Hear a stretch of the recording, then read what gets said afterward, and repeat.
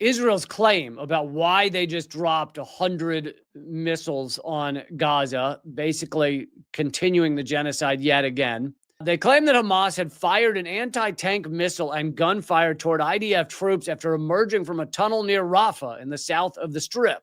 Quote, this is from Hamas. We have no knowledge of any incidents or clashes taking place in the Rafah area, as these are red zones under the Israeli occupation's control. So basically, Hamas says, we have no idea what you're talking about. War criminal far-right ministers Ben-Gvir and Smotrich are both keen to resume the genocide. Ben-Gvir also said, I call on the prime minister to order the IDF to fully resume fighting in the Gaza Strip at full strength. The false imaginations that Hamas will turn its back or even abide by the agreement. He's doing the bullshit thing of claiming, oh, Hamas won't abide by it, so we should keep bombing them. So the Israeli occupation seized the opportunity to launch a wave of strikes in several areas of Gaza, including Khan Yunis in the south. It also announced that the Rafah border would remain closed and no aid trucks would be allowed to enter. Israeli media reported that there was a gag order, meaning journalists could not report on the incident in Rafah. I wonder why. And according to Palestinian journalist Yunus Tirawi, this is because the occupation forces were lying. The incident in Rafah had nothing to do with Hamas, but instead involved illegal colonial settlers who are employed in Gaza by the military to use their private bulldozers to flatten the homes of displaced Palestinians. The noise heard was not caused by a supposed anti-tank missile being fired or any gunfire, but by a settler's bulldozer running over an unexploded ordnance when it was destroying homes. This is a settler, which is a nice term for land pillager. Here's from Dropsite News. Soon after the explosion in Rafah, I'm told by a source familiar, the White House and Pentagon knew that the incident was caused by an Israeli settler bulldozer running over an unexploded ordnance. It seems like everyone involved, Israel, Hamas, United States, the settlers, they all knew that this was not Hamas. And yet Israel used it as an excuse to rain more bombs down on Gaza.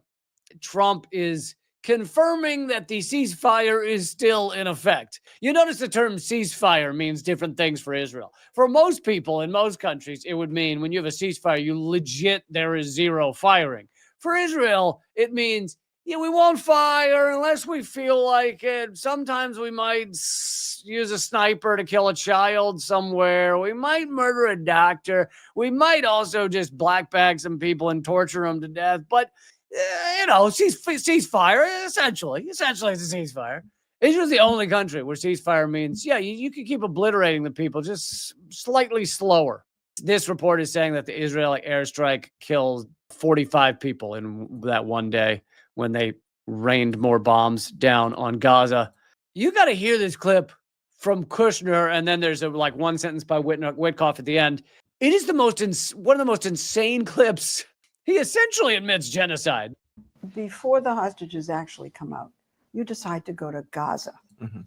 And what did you see? It looked almost like a nuclear bomb had been set off in that area. And then you see these people moving back. And I asked the IDF, where are they going? I'm looking around. These are all ruins. And they said, well, they're going back to the areas where their destroyed home was, onto their plot, and they're going to pitch a tent. And it's very sad because you think to yourself, they really have nowhere else to go. Would you say now, having been there, that it was genocide? No, absolutely not. No. He said basically the whole area is destroyed. These people are going back to homes, and he means all of them. So all of the homes have been destroyed.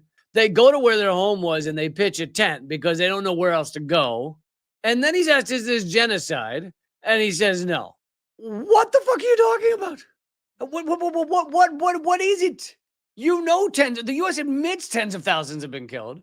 They admit, as he just did, that nearly every home is destroyed or damaged. It's like 95%. What would you call it? No, is this genocide? Absolutely not. Oh my God, no. This is the farthest thing from genocide. I've never seen anything like this that's farther from genocide. No way. I keep saying, I think these people, their qualm is with the dictionary. They just don't want to acknowledge what the actual definition of fucking genocide is. Let's just point out that a nuclear bomb, or enough bombs that they have the same effect as a nuclear bomb, it is not a precision target, right? If you've destroyed an area like a nuclear bomb does, then you have not done little pinprick strikes here and there. You have obliterated an area. That's what he's saying. That, again, definition of genocide. It's the definition of mass punishment. And then, would you think it's a genocide? Whoa, what? They act like she just asked, would you have sex with a farm animal? No. And by the way, Lester Stahl is a piece of human garbage who has supported just about every U.S. war in existence. And so I'm not saying, look, great journalist there.